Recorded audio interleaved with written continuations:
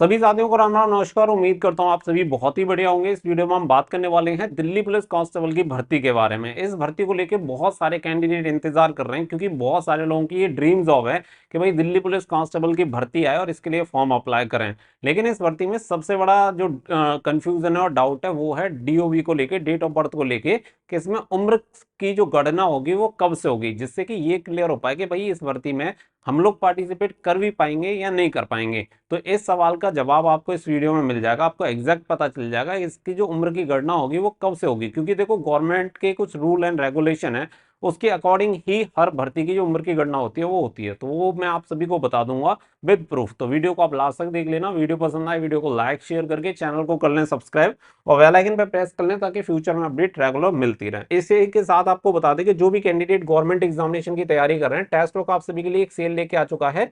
सपनों की उड़ान ये सेल रहने वाली है जो कि 14 नवंबर से लेके 15 नवंबर तक चलेगी। तो आप सभी की ये सेल स्टार्ट हो चुकी है, केवल 2 दिन आपके पास हैं। फटाफट से जाके आप सभी इनरोल कर लो। आप सभी के लिए बता दें कि यहाँ पे ईयरली टेस्ट बुक पास आपको केवल 439 रुपीज में मिल जाएगा। ये 699 में मिलता है, लेकिन इस ऑफर में आप सभी केवल 439 रुपए में ले सकते हैं। इसमें 12% का डिस्काउंट आपको मिल जाएगा। इसके लिए कूपन कोड यूज करना है SDR, जो कि आपको स्क्रीन पे दिख रहा होगा। तो फटाफट से जाइए। सभी गवर्नमेंट एग्जामिनेशन की तैयारी करने के लिए एक ही प्लेटफॉर्म से आप तैयारी कर सकते हैं, जिसमें सेक्शनल टेस्ट मिल जाएंगे, PYQ मिल जाते हैं, फुल एंड टेस्ट मिल जाते हैं, साथ ही में मल्टीपल लैंग्वेजेस का ऑप्शन भी आपको मिल जाएगा, जिसमें 12 भाषाओं में आप अपने मॉक टेस्ट दे सकते हैं। तो ये सारी चीजें आपको यहाँ पे मिल जाएंगी। ऑफर सीमित समय के लिए है, तो चांस मिस मत करना, क्योंकि ये बिगेस्ट सेल आपके लिए सीजन की आई हुई है। आगे बढ़ते हैं तो देखो डीओबी वाला किस्सा यहाँ पे खत्म कर देता हूँ।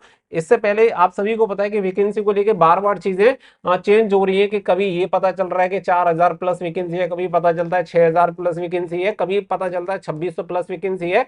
RTI में हर बार अलग अलग रिप्लाई आए, लेकिन इसके बारे में मैं लगा हुआ हूं, आपको एक एग्जैक्ट इंफॉर्मेशन दूंगा जिसमें आपको एग्जैक्ट पता चल पाएगा कि नंबर ऑफ वैकेंसी कितनी वैकेंट है। उसके बारे में हम अलग से बात करेंगे, लेकिन अभी बात कर लेते हैं डीओबी के बारे में। तो यहाँ पे आप देख सकते हैं, देखो ये जो मैं आपको दिखा रहा हूँ ये एज पर डीओपीटी यानी डिपार्टमेंट ऑफ पर्सनल ट्रेनिंग के अकॉर्डिंग आपकी भर्ती होती है, क्योंकि आप सभी को पता है एसएससी आपके किसके अंदर आता है, department of personal training ministry के अंदर आता है। अब इसमें आप देखिए तो यहाँ पे क्लियर लिखा गया है, crucial date to determine the age limit shall be accordance with the DOPT. तो यहाँ पे अगर आप देखेंगे तो इसका एक नंबर आप सभी को दिया गया है। 1987 में इसके लिए एक रूल एंड रेगुलेशन तैयार किया था, जो कि इफेक्ट में आया था 14/7/1988 में। First day of January of the year in which examination is held, if the competitive or written examination is conducted in the first half of the year। आपको बता दें कि यहाँ पे 2 क्राइटेरिया हैं एज काउंट होने के। पहला है कि यहाँ पे आपकी जो उम्र की गणना की जाए वो की जाए कब से, 1 जनवरी से, ईयर के 1 जनवरी से। एंड दूसरा जो क्राइटेरिया है वो की जाए 1 अगस्त से। तो इन दोनों का मैं आपको क्लियर कर देता हूं कि ये कैसे काम करता है। अब यहाँ पे अगर आप देखेंगे, देखो आपके यहाँ पे ईयर में 12 महीने होते हैं और 12 महीने को 6-6 महीने में डिवाइड कर लिया जाता है, सिंपल 6 मंथ एंड 6 मंथ। यहाँ पे नोटिफिकेशन का कोई भी इसमें रूल नहीं है कि नोटिफिकेशन क्या कब आएगा, कोई सीन नहीं है।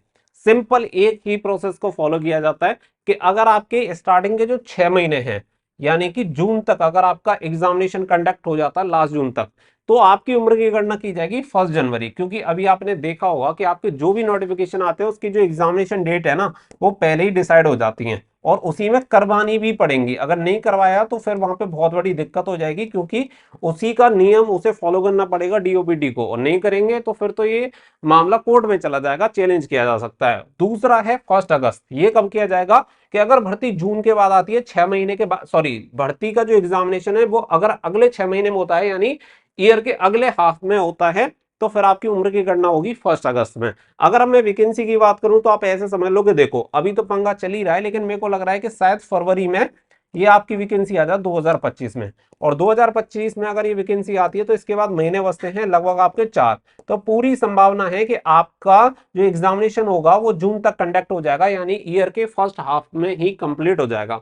और फर्स्ट हाफ में अगर आपका एग्जामिनेशन कंडक्ट होने की प्रबल संभावना है तो उम्र की गणना भी आपकी 1 जनवरी 2025 से ही की जाएगी।